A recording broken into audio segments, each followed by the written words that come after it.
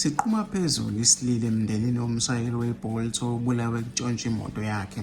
Kubulawa kwenkosi egcwenso bengumshayeli weBolt ngesikhathi izigebengu zimduna imoto yakhe emjondolo yaseKenville eThekwini. Ngokusho-ke kozibonile kulesi sigameko umshayeli ubulawa ngemva kokwehlisa umgibeli kanti imoto yakhe yohlobo lweToyota Eclipse yebiwa-ke lezi zigebengu esagcwele-ke amathafa. Amaphoyisa abiziwe athi-ke asaphenya.